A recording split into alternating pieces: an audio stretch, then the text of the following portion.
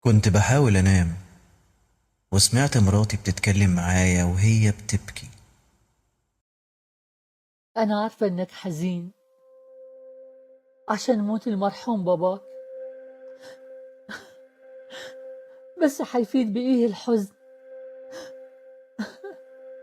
من ساعة ما مات أبوك وإحنا عايشين زي الأغراب في البيت. يا حلمي، عمر الحزن ما يرجع الميت. حاولت إني أستجمع كلماتها كلمة كلمة. هي بتتصور إني هاجرها علشان حزين على والدي؟ معقولة؟ ما كنتش عارف في اللحظة دي أفرح ولا أحزن. أفرح علشان هي طيبة للدرجة دي، ولا أحزن علشان هي مغفلة للدرجة دي؟ ويا ترى لو عرفت باللي جرى في الأيام اللي فاتت هتفضل طيبة كده ولا هتعمل إيه؟ فكرت في اللحظة دي إن أقول لها على كل حاجة وارتاح من الحمل اللي أنا شايله، لكن في الحقيقة خفت. نامي نامي يا أمينة، الزمن كفيل إنه ينسي كل حاجة. خلاص، أنا هنام ومش حضايقك وحكلمك تاني في الحكاية دي. على فكرة يا حلمي، سمير كان حابب يخرج برا، فلو ما عندكش مانع تاخدنا بكرة نتفسح على النيل. أكيد أكيد يا حبيبتي، أنت تؤمري. هو أنا ممكن أقول لنادية تيجي معانا؟ دي مسكينة، جوزها مسافر وقاعدة لوحدها. مفيش مانع يا أمينة، تصبحي على خير. تصبح على خير يا حبيبي.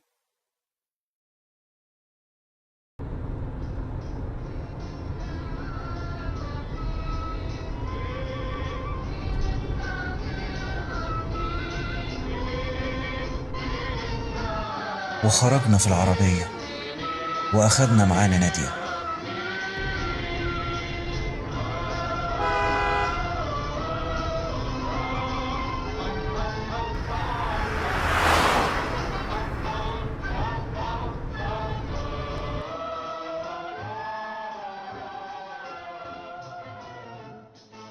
ووصلنا هناك.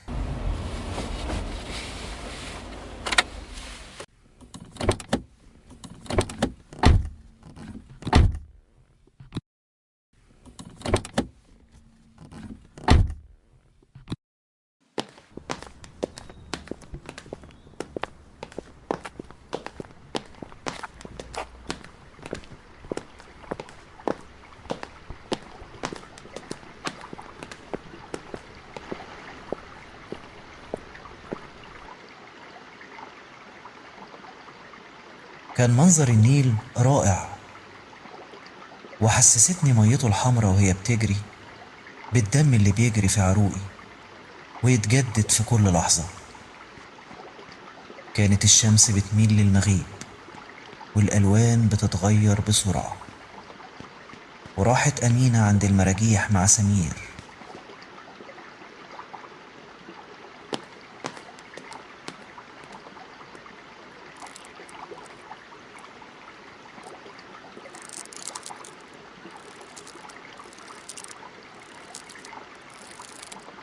وكان فرحان قوي، وفضلت أنا قاعد لوحدي أنا ونادية. انتي عارفة مدام نادية، بالرغم من التعب والإرهاق في العمل غالبا ما بيجيليش نوم. أنا كمان عندي نفس الحالة. وبتعملي إيه لما بيجيلك الأرق؟ الدكتور وصف لي حبوب منومة بستعملها وقت اللزوم. مفيش حاجة مهمة في الدنيا، كل شيء هينتهي. الماضي فات والحاضر هيفوت، وأسوأ مستقبل هو زي أحسن مستقبل، كلهم بيفوتوا زي بعض. يبقى ليه القلق والأرق مادام كله زي بعضه؟ أنت بتتكلم زي واحد عمره 100 سنة. طيب لما انت عارف كده يا أستاذ حلمي، أمال بتهتم وتقلق ليه؟ دي حاجة مش بإيديا، ما بنكرش ده.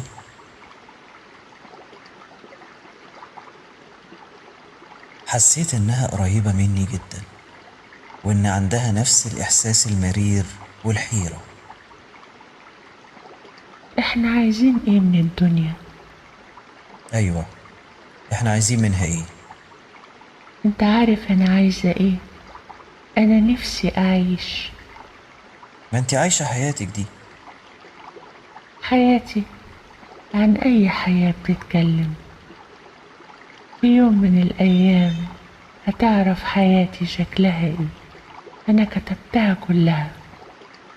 ساعات من كتر اليأس ومن كتر الوحدة بقعد اكتب مذكراتي. في يوم من الايام هتقراها. قطع حوارنا صوت صراخ سمير، كان بينط وبيجري.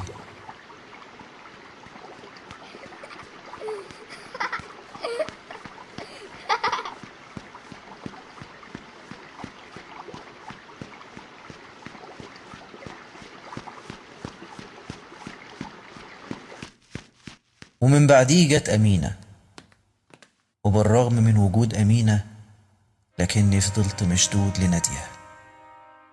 وما تغيرش الأمر لما رجعت للبيت، كنت مشدود لها بحبال خفية، بدنيا تانية غير دنيتي المعتادة. البيت والشغل والأكل والشرب والكلام، دي دنيا تانية، دنيا وجودها كانت ساكنة فكري 24 ساعة، طول الوقت، كل ساعة وكل دقيقة وكل ثانية.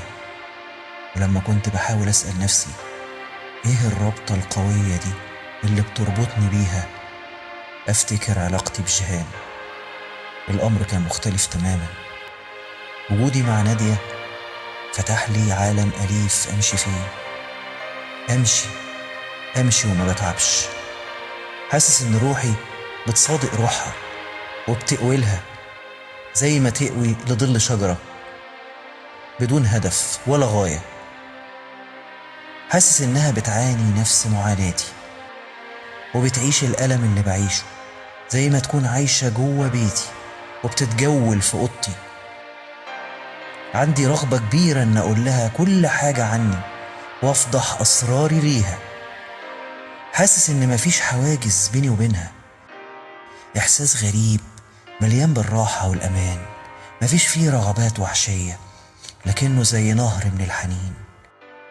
كنت بشيل المشاعر دي معايا وأنا رايح المكتب وارجع بيها البيت، وكل يوم كنت بفتش البريد يمكن بعتت لي حاجة، وادور على امضائها على الأوراق اللي بتوصلني.